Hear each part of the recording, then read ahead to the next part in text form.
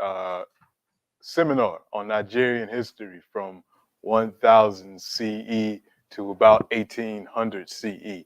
And we are making our way in our counterclockwise direction throughout the landscape of Nigeria, looking at different kingdoms and polities and peoples during that time period in the region that we now call Nigeria.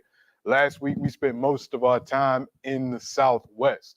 We talked about the Kingdom of Benin. We talked about the Oyo Kingdom, and really we were looking at Yoruba and Edo-speaking kingdoms during this time. We talked about some of the personalities, some of the oral history, some of the archaeology, some of the artwork, engineering, all of that associated with that region. Now we are moving toward the southeast. We're moving toward the southeast, and we're going to be talking about what's collectively known as Igbo land. And we got three objectives today. And remember, this is just a seminar. This is just a taste. For each one of these subjects that we're talking about, we can do whole courses whole 8-week courses just on history of Igbo land, just on the history of Yoruba speaking, Edo speaking. And then next week we will end in our north, in the north. So today we're going to talk about how this discussion of the past, how does discussing the past impact the present and the future of, forgot to change that. This from last week, but move on to number 2. Sorry about that. The sources of evidence for the history and the impact of the Nri Kingdom on Igbo land. We're going to talk about that. We're also going to talk about the importance of looking at African history as being dynamic and not static. And the history of Igbo land shows us this and reminds us of this principle. And then lastly, we're going to look at what we know about the interactions and exchanges between Igbo and other ethnic groups and other kingdoms during this time period. Particularly, we're going to look at Benin. We're going to look at the establishment of Onisha in the 17th century, talk about how that's connected to the Benin Empire, and talk about some of the stories around that. So that's what we're going to get into today. The information for today, a lot of it is coming from the scholarship of Dr. John Origi. Dr. John Origi is Professor Emeritus of History at California University Polytech. He's been honored as a leading activist scholar in Nigerian history. And I love the way he approaches the history of not just Africa as a whole, but particularly of Igbo people. And his latest book, Political Organization in Nigeria Since the Late Stone Age, A History of the Igbo People, is a great text to own. Came out in, I believe, was it this year or last year? Let me check the publication date on this. 2011. Thinking of something else. This came out in 2011, so relatively recent, really good book. And it really elucidates a very important principle that I like to bring up when we talk about African history. Oftentimes, even the defenders of African history, people that want to popularize the study of African history and African culture, sometimes fall into the trap of presenting it as if it was static, as if African history never changed, and that we can lay claim to something called traditional African culture, traditional African history. There's a place for that, and I understand what is meant by that, but we need to become more nuanced in our discussions. We need to understand that through interactions with different groups, just internal social change, that African history has changed over time. And John Origi discusses this. He makes it very clear in this book, and even going back all the way to his doctoral dissertation on his particular clan of the Igbo people. Because when we talk about Igbo people, Igbo is a language. There's a lot of cultural similarities, but there are a number of subgroups and clans and lineages within that broad category of Igbo. So he is Ngwa, from the Ngwa subgroup, and he wrote his dissertation in 1977 about that portion of Igbo land. And he says this, which is really important. The Ngwa example then suggests that it is no longer adequate to classify the Igbo as a people who lived in an acephalous society because their institutions have been undergoing many changes. That the emphasis is mine. when he says acephalous, this is a common characteristic applied to the Igbo. You'll hear this often, that the Igbo have no kings. It's said all the time. When I was in university, when we studied African political systems, because I was a political science major, that was one of the axioms. You know, when you look at Nigeria, it was really a basic understanding of African politics. But we said, you know, the North is very hierarchical. The Yoruba have a pyramidal political system, and then the Igbo are decentralized, acephalous. I mean, they don't have kings. But Oriji reminds us that we're talking about a history of a people that goes back thousands of years. So to say that the Igbo always were decentralized and never had kings is incorrect. And it's incorrect for us to look at African history right at the eve of colonialism and assume that that's how African culture and politics and economics and everything else had always been.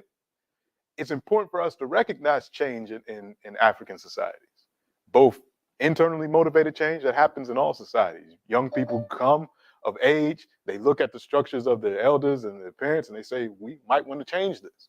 Or something happens in the environment, people move, or changes need to be made for people to survive. And it's important for us to recognize that. Because when we practice Sankofa, when we look at the past, if we look at it as static and unchanging, then we misjudge it. And we don't think that as we move in the future, we get into the pattern of we have to be just like this. To be authentic, you have to be like this, and there can't be any change. We can't modify because that goes against the quote unquote tradition. But if we accurately look back at history the way John Ujiri does, you'll see that change was constant in Africa, not just among the Igbo, but among other people. So that's really important for us to talk about today, because we're going to look at a lot of the political institutions of the Igbo. In a lot of these classes, I do focus a lot on politics and political change. That's my own orientation as somebody that spent most of their academic career studying politics and political science. So unfortunately, I don't spend a lot of time on art and music and these types of things, which are incredibly important to the culture. Try to touch on them as much as I can, but I'm definitely politically oriented, and I recognize that. A lot of that also comes from the fact that when I was in university, I got taught by a lot of Nigerian political scientists. And I just want to take this time out to recognize that, because I'm hosting this seminar on Nigerian history. And it was really at Lincoln University I got introduced to Nigerian culture, Nigerian history, Nigerian politics by scholars such as Emmanuel Babatunde, Dr. Ihe Jirika, who taught me political science. I didn't get a chance to take a course with him, but one of the giants of African history, Levi Wachuku, who passed away in the beginning of 2020, was also at Lincoln University. He's Igbo as well as Dr. Ejirika. They're both Igbo. Dr. Babatunde was Yoruba. I learned so much from these men during my time at Lincoln University. Just wanted to shout them out. But we're going to look at politics. We're going to look at political change. We're going to look at how Igbo political systems changed and what we can learn from those political systems. Whether it was a theocratic system, which we'll talk about, whether monarchies, we'll look at dual sex systems, all of that today, where women held certain areas of political power, men held certain areas of political power. So we'll talk about all of that this morning. Quick video though, I wanted, Daniel, could you pull it up and show the video of Dr. John Oriji as an elder, so people can kind of see who he is and what he's about. And as somebody who is old, in terms of age, the longer you live, the more you see the world, the more you can experience. And so we advise younger people. So in Africa, I think also in African American communities, elders are highly respected. And younger people look up on them for guidance and for counsel, sharing their own experiences and wisdom. So the older you are, the more experience you acquire in life. All right, thank you for that, Daniel. Just wanted to, so you could hear his words. He's still active. He's been honored numerous times for providing scholarships from students from Nigeria to study in the States. He is, again, not just a scholar, but also a leader in the community and a respected elder. So what does he have to say in his text? He takes us back to what we talked about in week 1 with the discoveries of Igbo Ukwu by Thurston Shaw back in the 1960s, where they found these bronzes and iron working and the evidence of early iron working in Nigeria, all dated to this area of southeastern Nigeria. A lot more archaeological work is being done, as we mentioned in week 1. But he starts there and he says, it's from here that we see the beginnings of Igbo culture, some of the things that are incredibly important to Igbo culture. We see the beginnings of hierarchy. We see the beginnings of sacred leadership and leadership being connected to spirituality. So our sources for our discussion today, the archaeology, of course, which we just mentioned. We're going to talk about Igbo oral history. That's the basis of the time period that we're talking about today, which really runs from around 900 CE to give or take 1700, 1800 CE, Common Era. This is all oral Igbo history that either contemporary scholars have recorded, who talk to elders who can recall this history, or older scholars from the 19th century who talked to elders, and then that was recorded. But the basis of this is Igbo oral history. Speaking of sources, and also Edo oral history, when we talk about what happened with the group of Igbo that left the Benin Kingdom to set up Onisha, when we get to that section, a lot of that comes from both Igbo and Edo oral history. So this is the region that we're talking about. Everything you see in this olive green color, we're talking about, and you see what it's connected to. You see Igala, you see Edo, you see Ebibio, you see the Ijao, you see right where Igbo land is and how it's connected to all these other kingdoms. What are the things in the boxes like Junkanoi, Hidilmai? Those are nations. Those are ethnic groups. Those are ethnic. Wait, in the wait, which boxes? Those are ethnic groups. They in those regions. I'm not sure why they did that like that, to be honest with you. But yeah. So also in terms of sources, the course website that is available for this class is constantly being updated with secondary information that covers a lot of this that we're talking about. So if you haven't got access to that, if you just signed up for the course, you'll have access to that. We'll send that out this afternoon to folks that haven't gotten it. But use that. Use the course website. It's here that you'll get deeper information about what we talked about. And there are bibliographies in these sources that will take you to other sources to really get your knowledge deeper on the subjects that we discuss. So first things first, I know it's 11:15, so folks probably should have ate breakfast, but yams, the king of crops, according to Igbo land. So this is a yam I bought this morning. It can't be overstated how important this crop is to Igbo land. Right now, we're in September. There are a number of festivals going on in Igbo land to celebrate the new yam harvest. It's one of the most important cultural events on the Igbo calendar. Probably many Igbo are now Christian. So you got Easter, you got Christmas, and then you got the yam festivals, which are right up there. So even if you're not Christian, there's some Muslim Igbo, but everybody,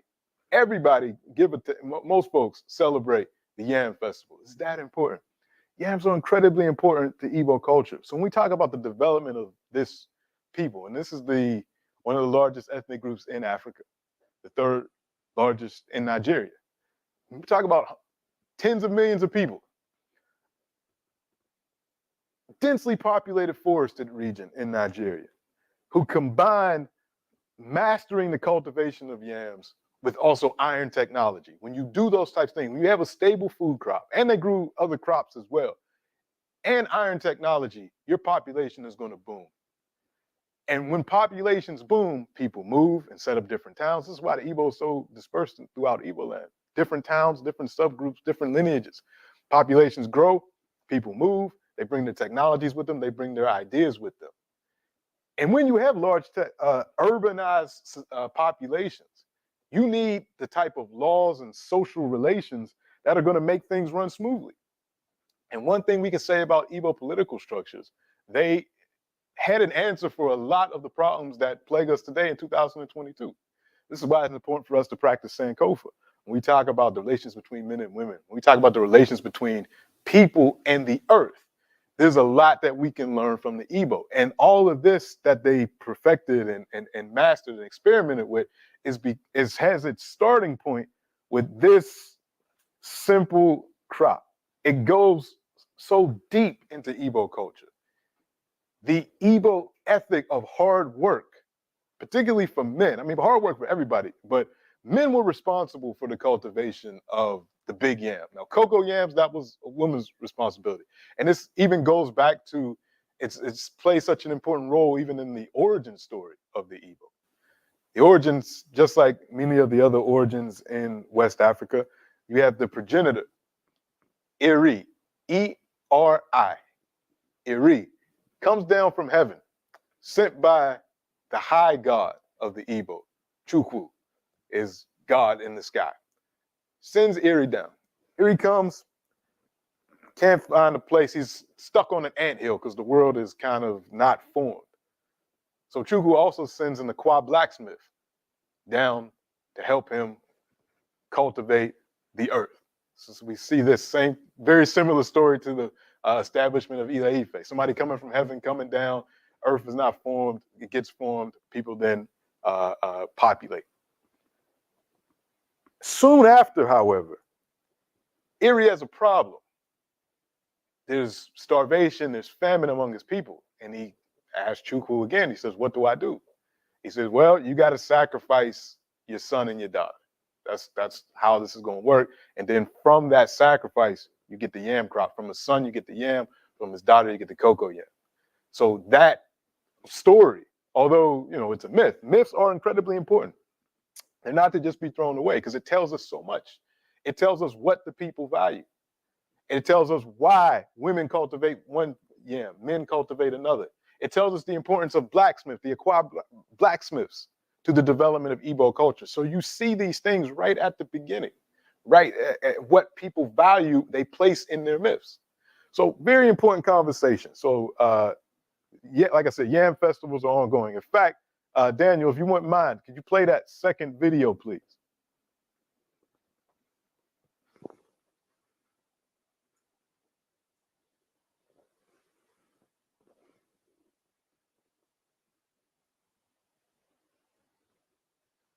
Not sure. Daniel, you got it queued up?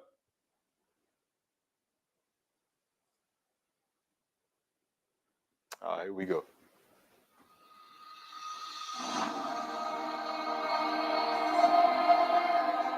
Hi and welcome on. You're tuned into Woke Nation TV. Today, we are going to talk about the history and the origin of the New York Festival in Igbo land. If you're new here, please click and subscribe.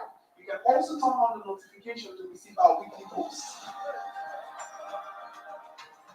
You may wonder about the origins of the New Yam Festival. Well, we have your answer. Yam in Igbo culture is a very deep-rooted concept. It is venerated as a sign of fertility and is also an integral feature of wedding rites in ancient Igbo culture. Yam is one of the main agricultural crops and food of the Igbos. Yams are among the first set of crops to be planted at the beginning of every planting season. Now, the planting season is usually between the months of April and August. In Igbo land, the yam represents a human, Ayajoku, who was sacrificed so that other humans can live. Ayajoku is the ultimate example of a human hero. She's honored in Igbo mythology since her spirit became the god of yam. A lot is dependent on yam survival throughout the harvest season because it could be influenced by a wide range of religious forces, from ancestors to spirits to gods. As a result, it is important that these powers be treated with respect. It is why yam must always be presented with special prayers and sacrifices during the yam festival. Although the style may differ from one community to the next, but the essential components of the festival must remain the same. Some of the common rites in most Igbo communities are: on the eve of the festival, all old yams from the previous year must be eaten or discarded. At the beginning of the festival, the yams are offered to the gods first before distributing to the villagers. The ritual is performed either by the oldest man in the community or by the king or an eminent title holder. It is accompanied by merriment and so much more. After the prayer of thanksgiving to the gods, the elders will eat the yam first. Only after then will the rest of the community consume the new yam without incurring the wrath of the gods. The new yam is then eaten with manure, that is red oil. The king or eldest man is given the privilege of acting as the community's intermediary between the gods and the people. It becomes a taboo for any indigene of the community to eat the new yam before the traditional ceremony. There you have it. Hope you learned something about the Ayajoku and the origin of the New Yam Festival. If there's anything we didn't get right, feel free to drop a comment about the video, and the best comment will be pinned. If you have interesting topics you would like us to make, All right, thanks, Dan. You can shut that. kindly send us an So you see the point. A lot of people even make their travel plans to go back home around this time. This is such an important event. So let's talk about this. And Orita gives us a great map, a great chart to talk about the cosmology or the world view, traditional, and I use that quote in that term in quotes because what I just mentioned about the word traditional. But I think we can actually no, we can say this with pretty strong certainty.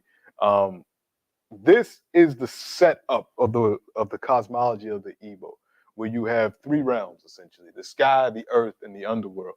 The sky is where Chukwu lives, who is God, big capital G God, the creator God, the supreme being. Oftentimes when Christian anthropologists, European anthropologists came to Africa and they looked at cultures like the Igbo, they say, oh, they worship multiple gods. But that's not really true because you can't really explain African religions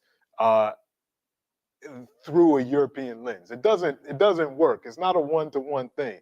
So when they saw these other spiritual entities, instead of engaging African religion on its own terms, they attempted to place European understandings of religion on top of it. So the Igbo, as well as other folks in Africa, they're not really polytheistic. There's God, and then there's other spiritual beings, spiritual entities. So there's God, who's called Chukwu. There is Kamanu, who we will talk about, another spiritual entity that's really in charge of lightning, thunder, and also with enforcing morality in the community. And we'll talk about that. Then you have the realm of Earth. And Earth itself is probably, so Chukwu is the supreme being. Chukwu is up there, but you don't really interact with Chukwu. Chukwu is the creator. And once he created it, it's not really, you don't pray directly to Chukwu. The most important spiritual energy is the earth itself. The Allah or Ani. Allah or Ani, the name depends on which group. But it's the earth, and it's represented as a female, and it's fertility. Because this is an agricultural society, and because we live and interact with the earth itself is sacred, and the Igbo treated it as such. It's the most important deity is earth. So, and we live on earth, and we were buried in earth, and we exist and have to depend on it like children depend on their mother. So why would it not be a woman and representing fertility and all these things? And then you got the world of the spirits, the world beneath. where ancestors are.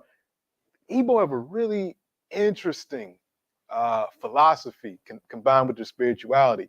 Everybody has a chi, your own personal god. It's similar in concept to the Yoruba idea of Ori, this personal God, your own personal destiny. And it's said that you can't go higher than your personal God, your personal destiny, what you're going to do in this realm. And so it's all of these realms are also connected as well. So ancestors play a key role in society. You're not just dead and gone. You play a key role in society.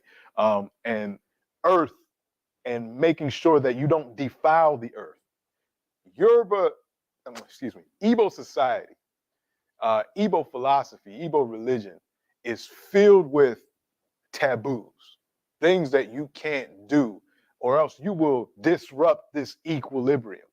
And if a taboo is committed, rape, murder, incest, theft, even things like animals can commit taboos. If there's a goat on the roof, that's a taboo. Purification becomes an important element of Igbo culture. If a taboo is committed, things have to be purified. You have to reset the balance, or else not only the individual that committed the taboo, but the community and the lineage that that individual is a part of will suffer. Famine will suffer, environmental effects, social chaos, all these things. So taboo, necessary purification. That's really important to not only the spirituality of Igbo, but also was important to the political structures in the time period that we're talking about. That a whole idea of who can purify and who can reset the balance is really what creates the social hierarchy during the time period that we're talking about. So from around 900 to around 1700 CE. Again, just a representation of Allah, also written as Ani, earth. It's the personification of morality, personification of fertility. This is just a shrine to this spiritual entity. Very important.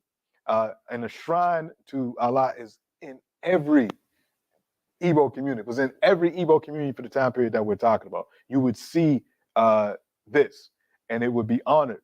And we'll talk about how that goes in a minute. So when we talk about the biggest, most powerful Igbo megastate, and this is from the work of Origi and others, we're talking about the Nri Kingdom. So that whole idea of the Igbo don't have kings, when you study the Nri Kingdom, it throws that completely out of whack, because this was definitely a kingdom, but it was a kingdom set up very differently from kingdoms that we have talked about in past courses, as well as in other parts of Nigeria. So the progenitor of this kingdom, whenever you see Eze, it means king. So Eze Nri. Eze Nri is a semi-mythical character who set up this kingdom. He comes on the stage, and he is said to be imbued with the power to rectify any taboos, to purify any taboos. And he is given a staff of authority, the Ofo staff. And this staff allows him to rectify and to purify any taboos throughout the land, which makes him incredibly powerful. And this sets up the basis of the Nri megastate. It's not that he's ruling and his successors rule by military force. They rule by theocratic force. They have the power, and the people accept the fact that they have the power to not only purify things that have set off the imbalance, but also to divvy out that power to other folks to purify things in their region. Purification, really important. So you get lineage heads that are I won't say subservient, but they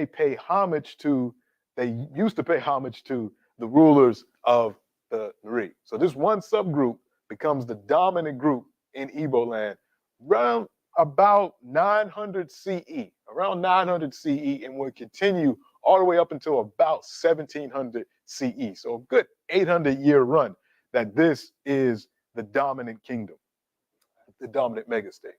Yeah. Just the map. So that entire section that's made up of 5 groups, is that That's Igbo land. That's Igbo land. where's the Neri megastate?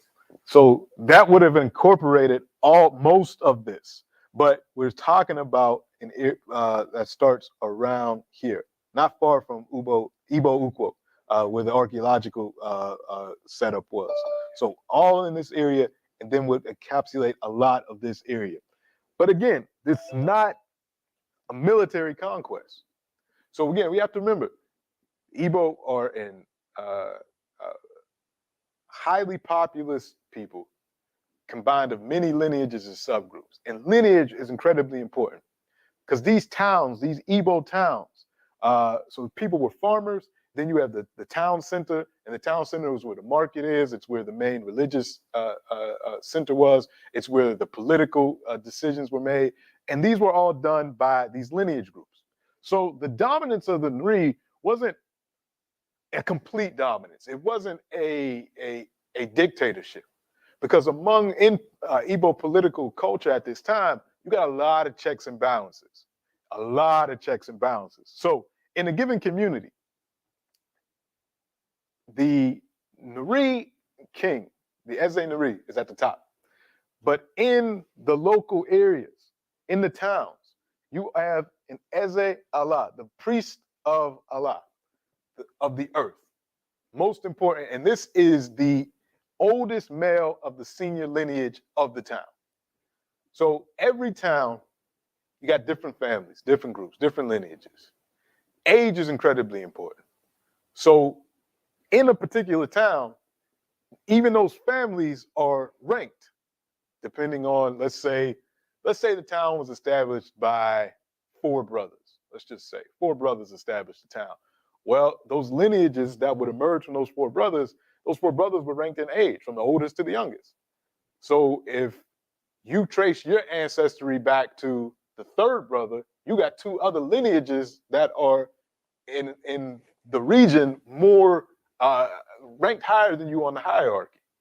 So the oldest man in the oldest lineage is the priest of the earth and responsible for the local purification, making sure things are in balance. But and the folks below him, provide certain services. They work his farm on certain days. There's a lot of taboos associated with this office. So the Eze Allah can't drink certain things, can't eat certain things, can't be doing certain tasks. And that stuff is done for him by other folks. That's a way of recognizing not the person, but the office in the earth. And sacrifices are made to the earth through the Eze Allah. Now, then you got each one of those lineages, they have their own heads. The oldest person in those lineages, that's the Opara. That's the lineage heads. They form together a council of elders. Also in that council of elders are titled men called different things in different parts of Igbo land. So you got the Ozo title, you got the Okonko title. These are people that have, through their efforts, through their hard work, made themselves such figures in the community that either the Eze Allah or, again, going back to the power of the Nri kingdom, the Eze Nri would come around and give people these titles. That's another way that they showed that they had power, that they could confer titles on folks. And these are well sought out titles. And a lot of people have these titles today. It shows that you made it, that you're through your hard work, that you've grown wealthy, that you have made an indelible impact in your community. So you've earned this title and you become part of these societies. So they sit on the council of elders. So in terms of political moves and community level economic decisions, and whenever there's social conflict that needs to be solved, it's these council of elders that get together and advise the Eze Allah. And the Eze Allah has to take their advice. Because if the Eze Allah commits a taboo, doesn't do their job well. They can be replaced by folks that get together in these lineages heads to check that power. Another source of power that we got to talk about are the women. Another source of power we have to talk about is the women. And this is a very important element of Igbo political system. The Umuada, the married and unmarried daughters of the lineage. So in every town, there's women that are married to men from that town. They form a different society. And then there are the women that are born to the lineages of that town. And they form the daughters of the lineage. And whenever the men can't agree on something, they have the final say on that issue in the community. In addition to that, any concerns of women, they're in charge of. That's not men's business to be in women's business. So they run women's business. And women's business is not just what goes on in the house, because if you understand Igbo culture, it's the women that control the market. So although the yam, the king of crops, is grown by men, the people that control the market are women, and they grow other crops. and many, it's not just a monocrop economy. You got corn, you got mangoes, you got fruit, you got other staple crops. You got a lot of things going on, and women can have their own property. They control, the market, of course, and they have this organization that makes sure that their needs and their prerogatives are upheld. And they also have control over morality, and more importantly, they play a key role in transitioning people once they pass away to the realm of ancestors. They play a key role in that. So if you disrupt them, if you disregard what they say, you're in trouble. You're in some major trouble. And so this is something for us to study in 2022, because it's often said that Africa's patriarchal and women don't have a voice, but you can clearly see when we study Igbo political culture, particularly for the time period that we're talking about, before colonialism, women held a tremendous amount of power in the community. So very important for us to talk about. Let's take a break, and then we'll come back. We'll talk about the market. We'll talk about Onisha, and I'll tell you another story about the Umuada in a second. So any questions? Folks, you can raise your hand to ask a question. To be unmuted, you can put it in the chat. And Daniel, let me know what we have. All right, Mr. Francis, go ahead.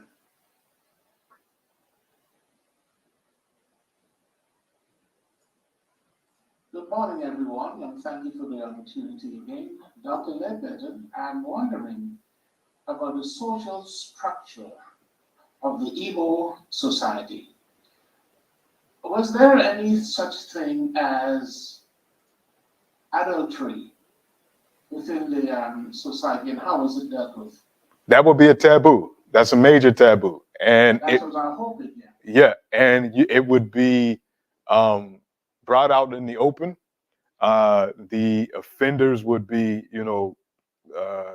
subjected. They had trials, and if you were found guilty, that's a taboo. So you have to rectify that through a purification. That costs some money, and there'd be things that you would have to do because that creates an imbalance, and so that would have to be purified.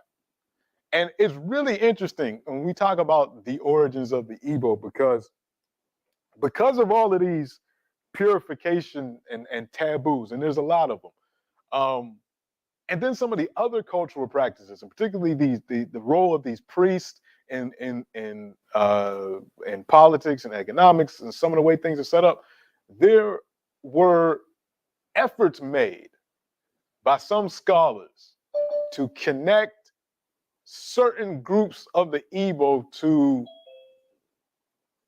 ancient Hebrews, that there was and even some Igbo people have made this hypothesis that the Igbo came from Palestine, or the sons of, let me try to get this straight.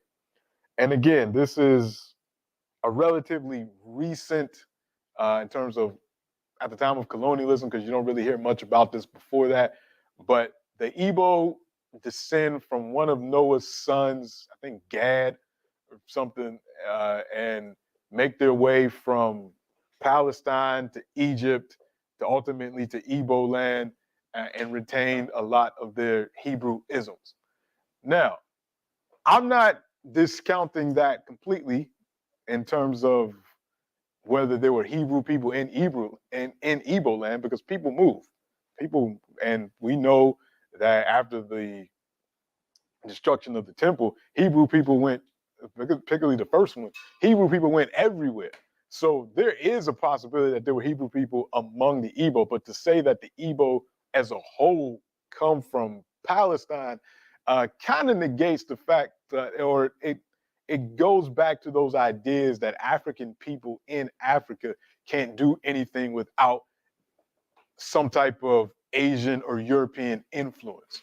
And I think the archaeology has kind of disproved a lot of that, but that's still something that you'll hear from a lot of people, that the Igbo are descendant from Hebrews coming from Palestine. So it's an interesting hypothesis. It's not really proven archaeologically. It's in more recent oral traditions, very recent oral traditions. But yeah, you'll hear that as well. So I just wanted to mention that, because you brought up what happens with the adultery and the taboos and all that. Thank you for that. Who's next, Daniel? Mr. Thomas and then David. Okay. Morning, all. Just looking at this morning's lecture brings me to the question: with all these gods as we know it, how did this white, blue-eyed Jesus, who represents God, become so supreme even among Black people? Okay, that's a good question. I'll refer everybody, if you really want to know about Igbo culture at the eve of colonialism. Now, although it's a fictionalized account, it's based off of true events. The classic text, Things Fall Apart by Chinua Achebe, talks about this transformation from traditional Igbo culture to what happened when colonization set in. Now, one thing about this Igbo culture that I didn't really discuss too much, but in those hierarchies of lineages, and as a result of those taboos and people breaking those taboos, what emerges are groups of people that are kind of outsiders in the community. You have one group called the Osu, who are cult slaves. So if you committed a major taboo, or your family committed a major taboo, let's say you were somebody that snuck and ate yams before the elders or something like that, or you committed some other major taboo like murder, and instead of purifying that murder with another person's blood, 'cause that's another way to purify it, the murderer or somebody close to the murderer got to be killed too. Let's say you say, well, I'll just become a cult slave in Osu to Allah, to the earth. It's almost like being a nun or being like you were put in service of the fertility cult, and people kind of stayed away from you because it was known that either you or your family committed a taboo, so you're kind of off here. Then there was other people that were social outcasts in Igbo societies. On the eve of colonialism, when the missionaries came to Igbo land, these were initially the first people that joined the Christian movement because it sounded familiar to a lot of these folks. What's the main message of Christianity? The Christ has come to redeem the people of their sins, to purify them through his blood. Christ died on the cross, rose again, therefore you can be redeemed through the blood of Christ and all your sins are forgiven. So these people are saying, okay, well, you got these newcomers coming in. They got this new religion that says that they can purify you forever. So you don't got to go through all the rituals and pay the money and do the different things or sell yourself as a cult slave to the Igbo priest and all that. All I got to do is say that this is my personal Lord and Savior and my sins are forgiven. That sounds pretty good. So And throughout Africa, a lot of hierarchical societies had people that were outcast and for various reasons. The early missionaries attracted a lot of those people. The missionaries also set up schools, and a lot of the uh, lineage heads and chiefs and kings would send their children to those mission schools because they wanted to know what the Europeans knew. You know, math, the science, the technology, different things that they were doing, even though Africa had all of those things, wanted to exchange knowledge. And these are visitors, so okay, yeah, we'll send our kids to these schools. And the kids would be baptized, they'd have their names changed, they'd be indoctrinated to disregard the beliefs of their elders, to destroy shrines, do all this stuff. And they say everything that my parents and grandparents worshipped was the devil. And then they come back to the communities with this, and there'd be social conflict. And this is a part of the longer process of colonization. But that's how it would happen. The appeal to social outcasts, the appeal to children, and then in some cases you do have Christians converting kings and other royalty who would then bring that idea down to the masses as well. So that's kind of in a nutshell how it happened. We can get more nuance into that for another time. I kind of wanted to avoid talking about slavery and colonialism in this seminar as much as we could, but I understand your question. But that's essentially how. That's essentially the pattern. David H., go ahead. Okay, can you hear me? Yes, sir. Awesome. So I was trying to understand, like you just mentioned with Christianity, the path to peace is salvation through the blood of Jesus. What's the path to peace for the Igbo? And how does that correlate from Allah to the supreme God, Chaku, I guess? Chukwu. So the whole idea is really not, it's not equivalent. So I guess the idea is for community equilibrium, number one, to make sure you don't commit any of those taboos to throw off that equilibrium between those three realms of the underworld, the sky, and earth. But for the individual, it's really about your own personal chi, your own personal journey, personal destiny is the best way to probably describe that. So it's not about, living a good life to just get into heaven. It's about living a good life because that's part of your destiny and it's part of your task in keeping the equilibrium. So for the Igbo, hard work is a key ethic. If you work hard, you'll be able to achieve that destiny that your personal chi has for you. So that's a key element. So it's not so much about personal salvation in the way that Christians kind of describe it, as if we're all born in sin. I don't think there's no concept of original sin in Igbo philosophy. You're born to fulfill a destiny, and as you go on that road to do so, you have to make sure that you don't commit any taboos that will upset the balance for yourself as an individual as well as the community. But there's nothing that you're born into that you need to be saved from. Does that kind of make sense? The best way. It does, except for it sounds like it doesn't reconcile when there's a consequence.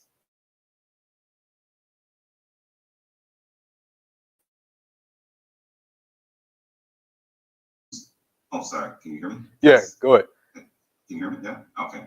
So there's no straight path because your destiny is going to have, I guess, rabbit trails, and then you're going to atone, I guess, for these destinies when you go off the path, and that's determined by the elders, right? That you're off the path, right? And they're imbued with this power because the Supreme said that they have this power. Right. The Supreme gave that power to the original ancestor, to Eri. So Eri comes from heaven endowed with this ability to discern when people are on or off the path. Right. Or their actions do. I mean, so it's not like someone just points at you and says, you did something, and the community found you killed somebody, you stole, you committed adultery, you did something that has to be atoned for. Or even if you didn't do something, because not all of this is good, because there's a whole taboo about twins that no one should condone, at least from looking at Igbo culture from the outside. People, twins were an abomination.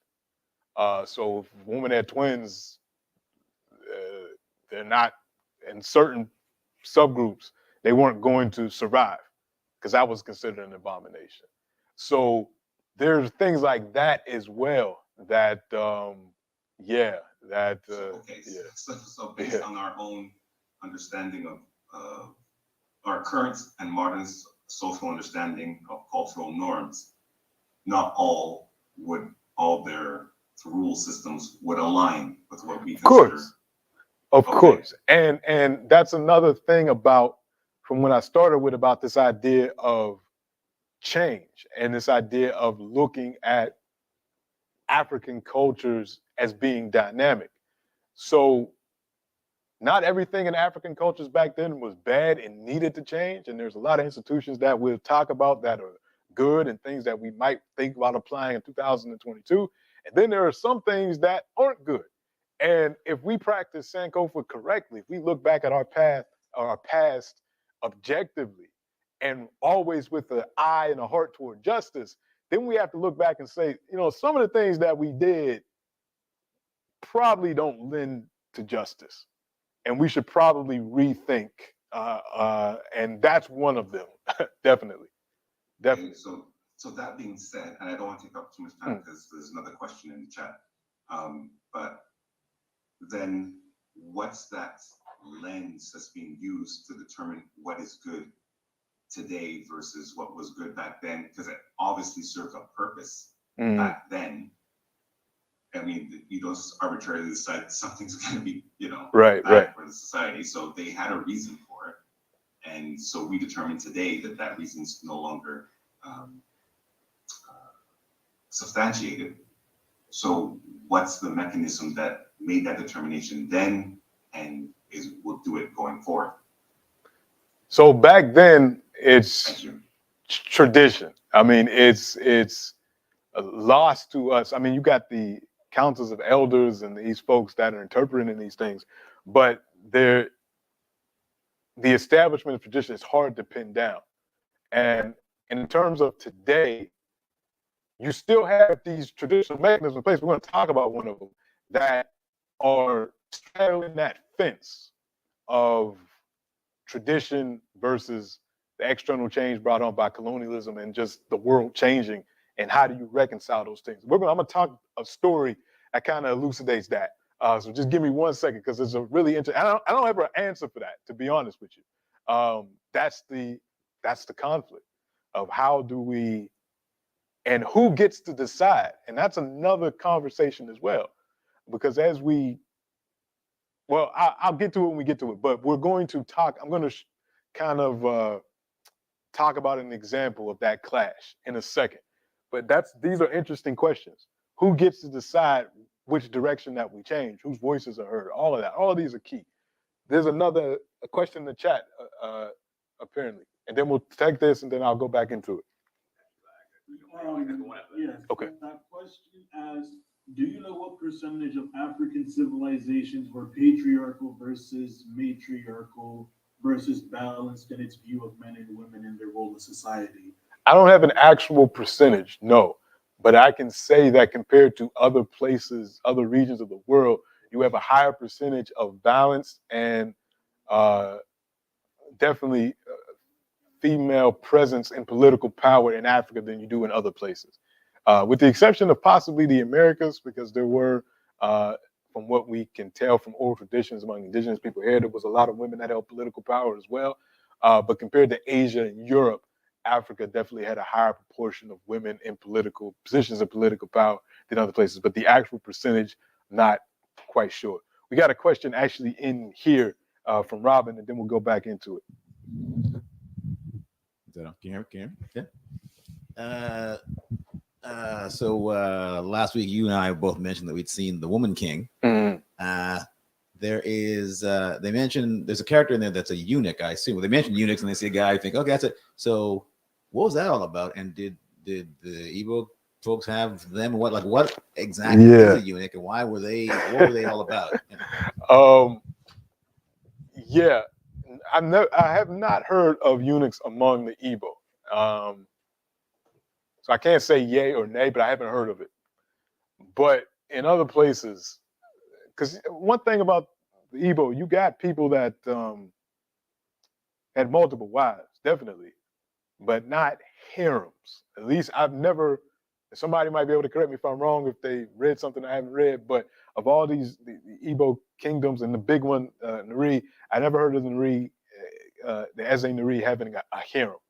So in places that had harems, eunuchs' jobs were to be. The original job was to be the security guard of a royal person's harem.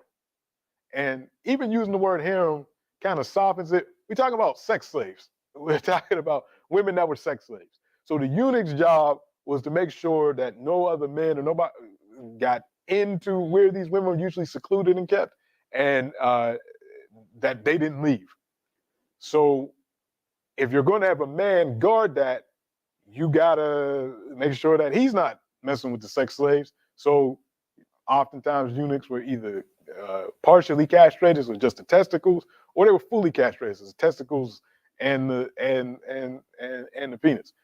So that's what that was, and that was widespread through not a lot throughout Africa, but some places in Africa, but really prominent in Asia and parts of Europe, but really prominent in the Middle East and in other parts of Asia. And a lot of times, the African men that went in the slave trade that direction, that was initiated by the Arabs and other folks, a lot of those men ended up as eunuchs. A lot of women ended up as sex slaves. More women went that way. A greater proportion of the enslaved Africans that went east were women who were brought as sex slaves in Asia and Europe, and then the men would be eunuchs or soldiers to fight in wars in Western Asia. So yeah, that's what that's about. Would it be right that basically the choice was die or become a eunuch? Yeah, and then a lot of people died in the process of becoming eunuchs. People bled out. There's a whole thing. I know more about eunuchs than I wish I did. I think I've told this story before. Maybe not to you. No, that was to one of my VCU classes. But I used to work at a place at Temple University called the Charles L. Blockson Collection, Afro-American Collection.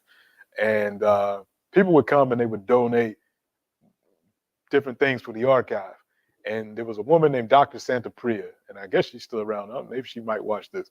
But she did a lot of research on eunuchs. And she had these audio tapes that we were digitizing for her collection. So she dropped off all these tapes. And my job was to digitize the tapes. So I had to listen to hours of lectures on on eunuchs, and it's like, oh God, I don't know how much more I can take, but that was my job at the time to do that. So yeah, it's an interesting phenomenon, and it was really widespread. A lot of Africans were affected, and then it starts to change, particularly among the Ottoman Turks and Turkey and places in India and Iran. Some of these people get a lot of political influence. Like that movie kind of showed that guy was in a position of political influence. You see that as well. So some of these eunuchs would be key go-betweens between different kingdoms and had their own power themselves.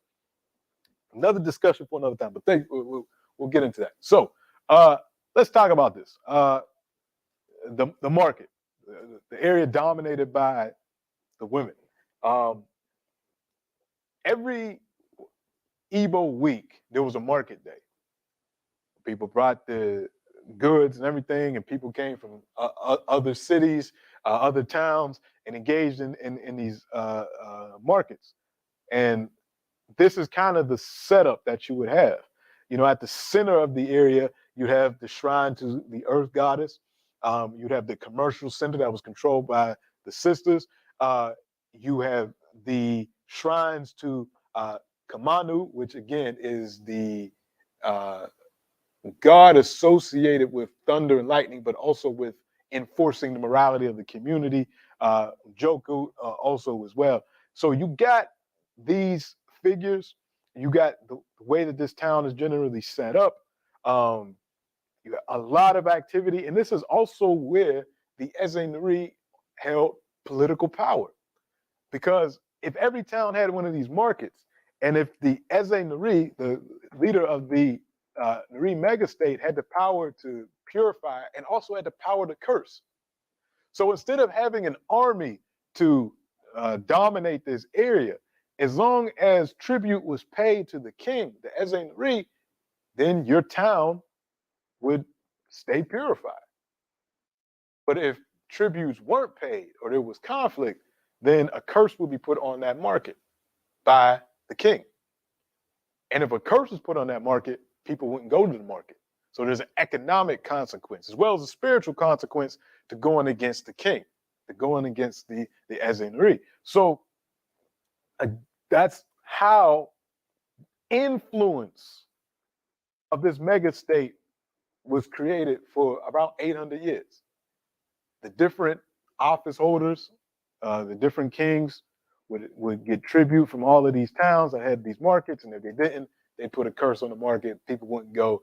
The lineage heads would people would be losing money. The women would be complaining. It would cause a lot of social chaos until that was rectified, and the Eze Nri was satisfied, and then your market would be allowed to open back up, and you'd be allowed to go about your business. So a very interesting way of state creation in Igbo land. So the Eze Nri didn't have an army, didn't have to run up on people with guns and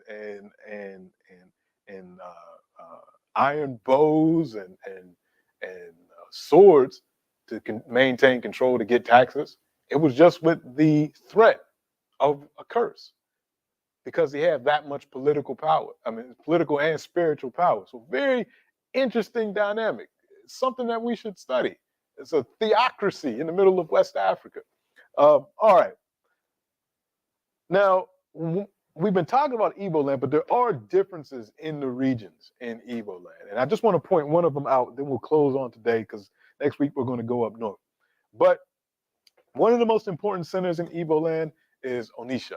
Onitsha sits right on the border. It's a town that becomes a kingdom, or a kingdom that is around this town, right on the border of the Benin Kingdom, or the Edo Kingdom, which we talked about last week, which Daniel did a great job explaining to us its origin. Well, this Igbo-Edo interaction is really, really interesting, and it's a really fascinating story, the establishment of Onitsha, because Onitsha wasn't always there. So you got the River Niger going right here, separating the Edo-speaking folks here, Igbo-speaking folks here, Igala-speaking folks up here, and Onitsha is right here. Onitsha is one of the main areas where folks can come from the Atlantic Ocean with trade goods, come up river, and it was perfectly set up to dominate the trade. So it was right at the end of a bunch of trade routes coming from the east, trade routes coming from the west, trade routes coming from the north downriver, all meeting up here. So huge market town. Here's how it was set up. All the way back in around, these dates change depending on who you talk about, but it's somewhere between 450 and 600 CE. The exact date is not really that important. But it was during this time that the Benin Kingdom was dominant in this region. And there were Igbo folks living in the Benin Kingdom, in the Edo Kingdom. And they owed their allegiance to the Oba of Benin. Well, the establishment of Onitsha is told in two different stories. There's two different accounts of what happened. One account is there was a battle for the Obaship, the who's going to be the Oba of Benin. And the Igbo that were living in the Edo Kingdom backed one candidate, and that candidate lost. Because their candidate lost, they say, well, they're going to seek revenge on us. It's time for us to leave. So they migrate across the river and establish Onitsha. And this is done under Eze Chima. So Eze always means king, and his name was Chima. This is so Eze Chima.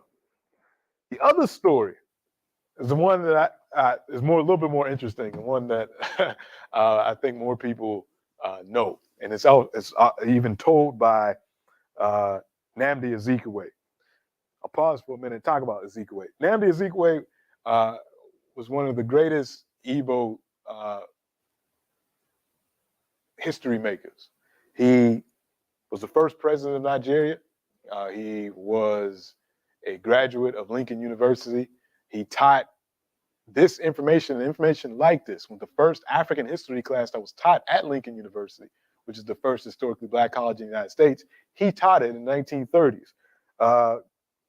Happened to go to Lincoln University. I mentioned Lincoln a lot because I really respect Nnamdi Azikiwe. He writes this book, My Odyssey, an autobiography. He wrote a lot of things. He was a statesman. He was a Pan-Africanist. He's one of the originators of the International African Students Movement. He was an educator, a worker. He lived in my hometown of Pittsburgh for a while. So Nnamdi Azikiwe is really important. But he writes about this. And in one of the articles that he wrote about the history of Onitsha, because this is where he was from, when he was in the States, he wrote a lot introducing African Americans and white folks, but particularly African Americans, because he wrote for a lot of black newspapers in the 1920s and 30s in the States. He wrote about Onitsha's history and this story I'm about to tell you. So the other story, Chima is the head of the lineage of Igbo folks that live in the Edo Kingdom.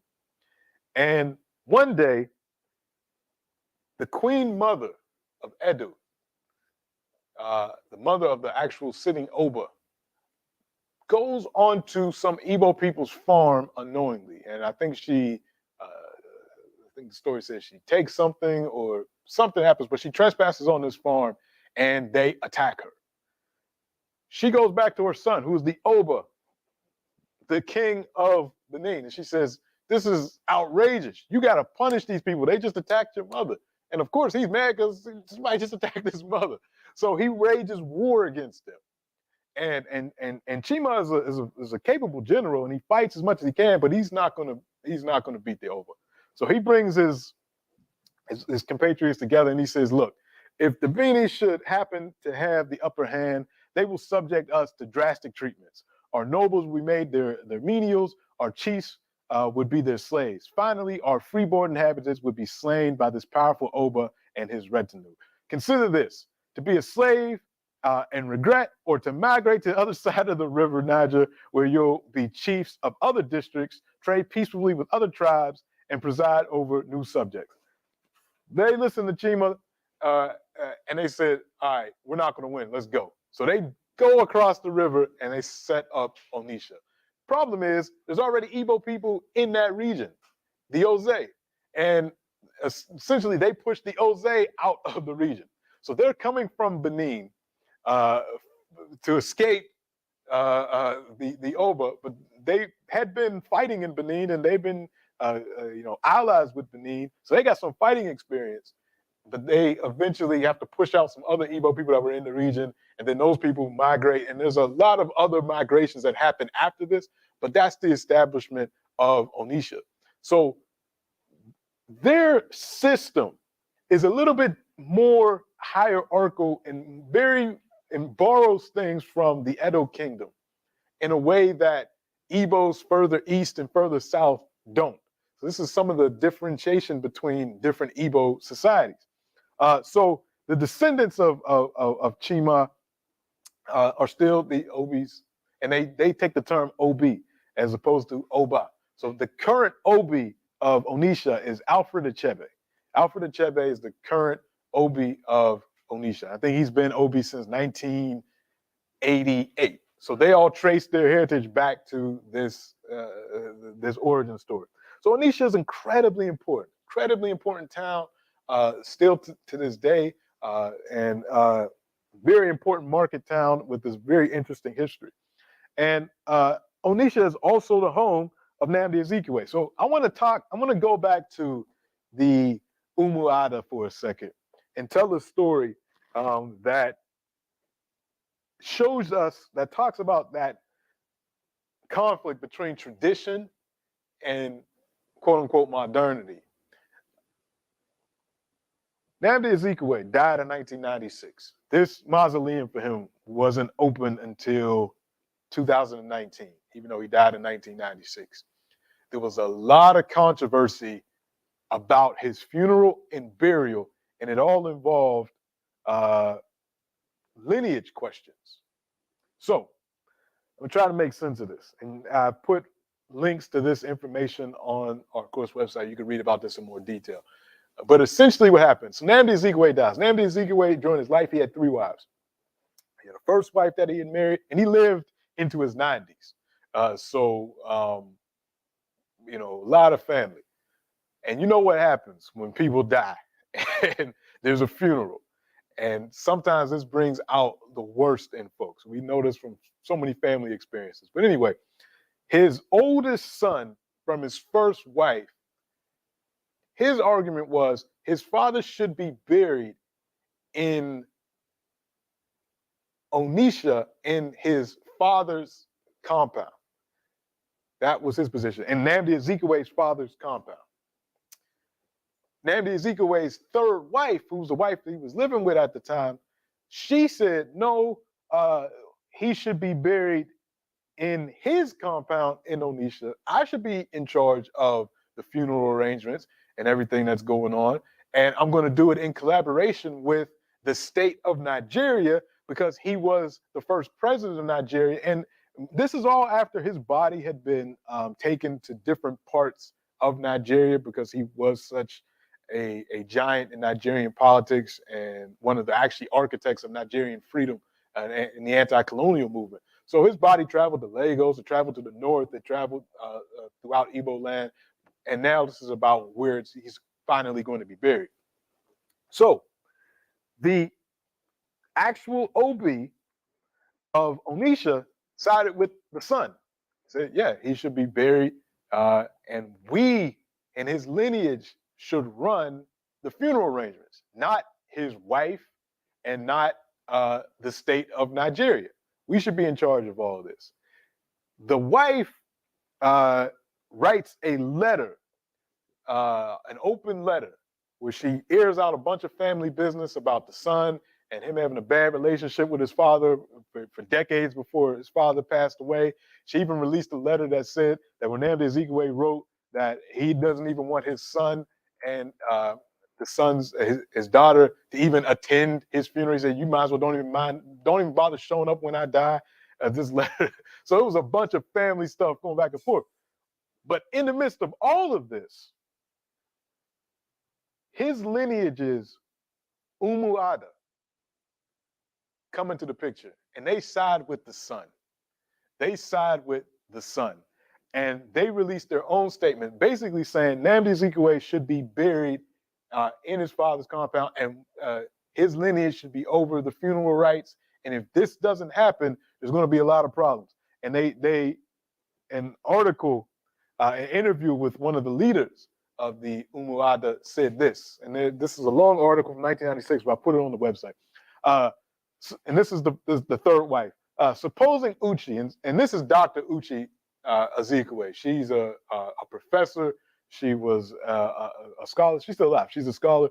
Supposing Uchi, in spite of the warning by Umuada, attends the burial, what will happen? What will the Umuadu do? And when the spokesperson for the Umuada said, she dare not attend. We have told her not to attend, and I don't think she will come. So this is the third wife that they're talking about.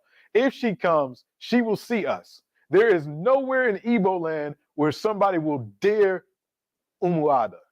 Nowhere. They're saying it no very strong words, but their position was. And this was a fight.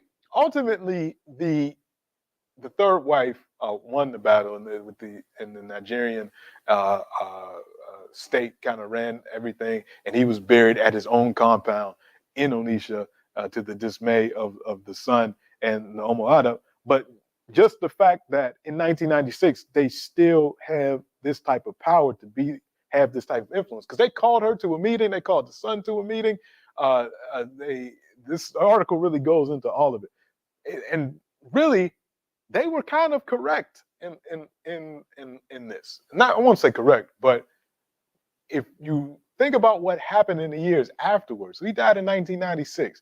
It's not until 2019 that his mausoleum was finally completed and open.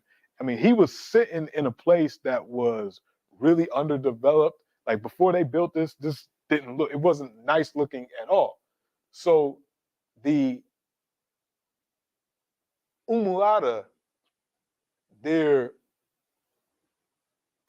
what can we call it? Their prediction that he's not going to rest in peace unless we oversee the funeral rites. And there's a lot that they do. They sing, they dance, they console the family because they came to console the third wife. It's kind of true. There was not really peace, and if you really think about it, because the mausoleum wasn't completed in 2019. So maybe there was some purification of other things that had happened in the meantime that made it so that this was able to be done. But again, it just shows that the history of this institution is not a dead history. It's the same thing we had mentioned last week when we talked about the OBAs. These aren't dead institutions. They're alive, they're well, they have histories connected to them. And it's important for us to know and to recognize them and to think, how can an organization like this, which still exists throughout Igbo land, but how can we look at this and think, how can we apply something like this to other areas of life? Why is it that we have 55 African countries and only one female head of state? Where is the political power of African women? And can institutions like this show us how we can rectify those types of situations? Think about our own communities. Whether we're in Ottawa, do we have things like this? Do we have communities that represented through various institutions that can help us solve some of the problems that we have amongst each other? Just things to consider. Oftentimes we go back to European models and Robert's Rules of Order and all these different things and all these setups. But we got African models that we should at least know. We should at least look at. We should at least consider. This is one of the reasons why we're doing this class. So I'm going to stop it there today. And again, there's a lot more that we could talk about in terms of, let me talk about how kind of this, well, no, I already mentioned it. We talked about the onset of colonialism as well as the slave trade. It's kind of what put an end to the dominance of the megastate. You get the emergence of the RO trade network, which had connections to the Atlantic slave trade. Which kind of put an end to a lot of the sacred authority, caused a lot of social chaos. So by the time colonization actually comes, late 19th, early 20th century, a lot of the sacred authority had already been eroded. Then you get introduced new ideas, Christianity, other things. So by that time, and then the British start to just completely disregard this system and start appointing people that work for them as councils of elders and different things, and making up positions that didn't exist in Igbo land beforehand. So that's kind of how a lot of that stuff kind of became a little bit less centralized through the slave trade and through the domination of other folks. And that is how we get to the point where people say the Igbos have no king, because the kingship, the theocratic order that existed before, started to be neglected. And although there still is an Eze Nri, doesn't have the same power as it did during the mega state years. So let's stop there for today. We're going to move to the north next week. We're going to talk about Hausa kingdoms, Fulani kingdoms that existed in northern Nigeria, their interactions with some of these other folks, and that's how we will end. And next week is also Nigerian Independence Day. So we'll make sure we recognize that. So this is where we're at. A lot more that you can learn about the Igbo, a lot more to be discussed. There's a lot of sources on our website. I mean, our course website, more things to be added. So I want to thank everybody for listening and join us next week as we conclude this seminar. Get ready for our next full 8-week course, our Shiro's class, which begins the week after that. All right. So we'll take 1 or 2 questions that'll be recorded, and then we'll shut the recording off. Okay, I see a hand. I think that's Nana. Nana, go ahead. Yeah, I just had a quick question. Yep. In terms of the context of the conversations that are happening about like slave enslavement, etc., do you think it's accurate to say that there was an equal partnership between members of the elite class and Europeans? No, because so many of those folks actually ended up enslaved themselves. Many of them, many a times that happened, where you got folks thinking that they sell people, then they have there's a particular story. I can't remember which group, but somebody, they just sold a bunch of captives to the European. The Europeans say, "Oh, let's celebrate this," and they get them drunk, and then they wake up and they're on the boat too. Uh, that happened, and then it's also important for us to look at slavery and colonialism as two ends of the same type of exploitation. So slavery weakened Africa, and then colonialism, instead of taking African labor outside of the continent, it exploited African labor and African resources on the continent. So it was not an equal exchange. And in the long run, it turned out not to be. So although there were some folks that may have benefited for some time because of their trade in war captives, in the long run, uh, it didn't benefit them. And was it always inherently designed to be like to benefit primarily Europeans and Arabs? I think so. I mean, there's no way. I don't think it was. How do I put this? I don't think it was a long-term plan that colonization was going to happen. I'm not going to say that, but I do think that Europeans realized, because they had that zoomed-out perspective of Africa, what slavery was doing to communities. And though many African leaders recognized it as well, you got folks that are greedy and don't think about the long-term effects of things. So would engage in the trade and work with Europeans, ultimately to their own detriment. So although I don't think it was necessarily true long-term planning on either side, uh, I think the long-term effects speak for themselves. Probably the best way is to say that.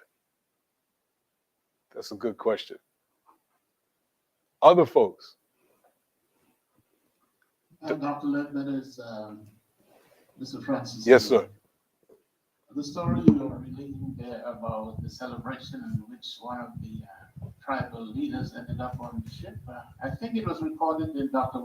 Eric Williams. Yeah, that sounds right. Colonialism and slavery and colonialism. That sounds right. Yeah. He said, I mean, one of the tribal leaders had just completed a trading with European, and they decided to celebrate aboard the ship.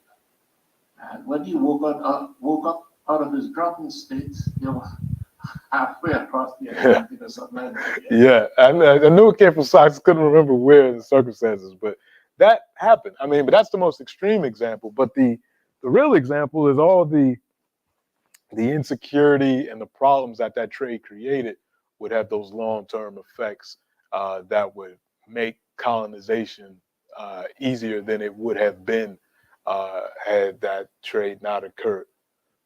Other questions? Daniel, any other hands up or things in the chat? Yes, Anemnu has her hand up. Okay. Yes, good afternoon.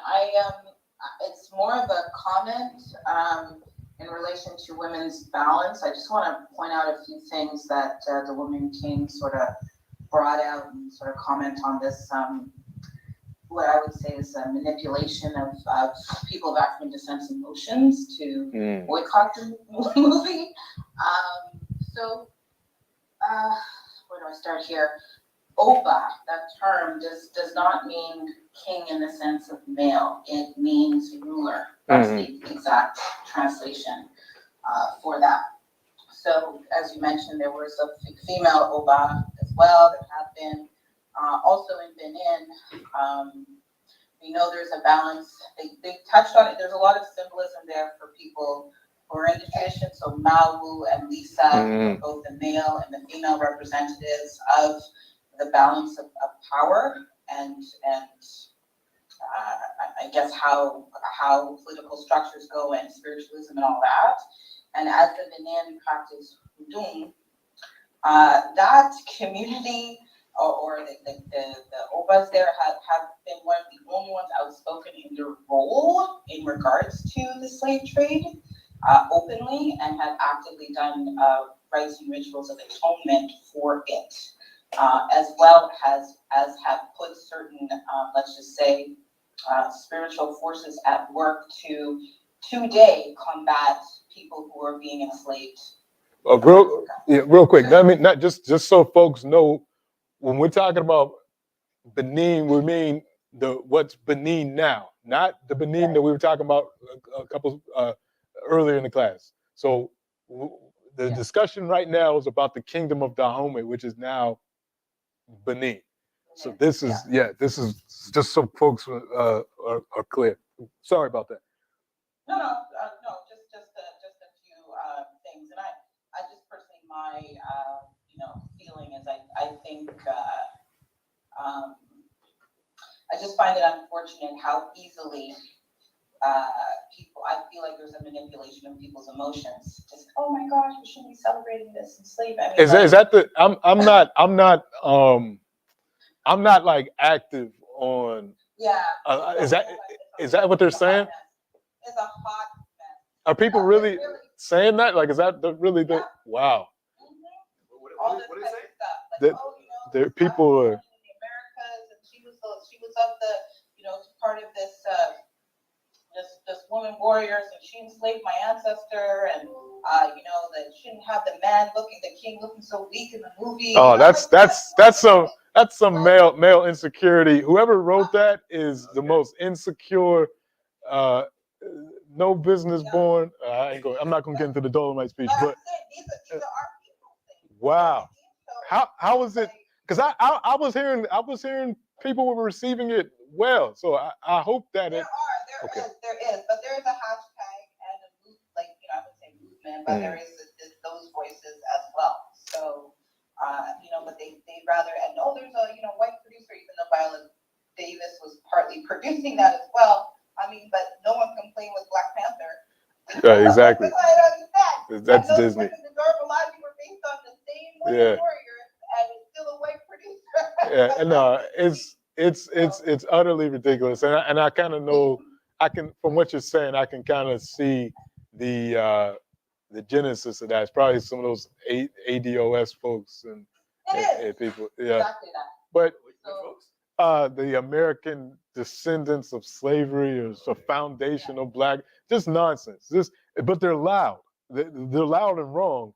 But they're loud and don't know their history. Yeah, and again, it's with classes like these that I hope that we can talk about this history so that we don't have folks buying into that nonsense. Because how can you say that? Then at the same time, if you know anything about Haitian history, then you'll know that Grand Toya, the aunt of Dessalines, came from Dahomey and was probably one of those women because she had a martial background. So to say that's that's just, it's so wrong that I don't even have the words. But I think that we turn the recording. The recording's off. If anybody has any, and I can't see the screen right now, Daniel. So let me know if there's any. I think my computer shut up. If there's any. Still recording, actually. Let's say that we're still recording right now. All right, so we'll turn the recording off. Yeah, Dan, you gotta be my eyes and ears. I can't see my computer anymore. Is there anything in the chat? Mr. Thomas has his hand up, but there's nothing in the chat. Okay, Mr. Thomas, go ahead. I watched the funeral of Elizabeth II because I couldn't escape. And I listened and understand that there were 70 years of reign. And I heard all the good things that she did and how great she was as a leader, so on and so forth. But at no time did I hear any recognition of any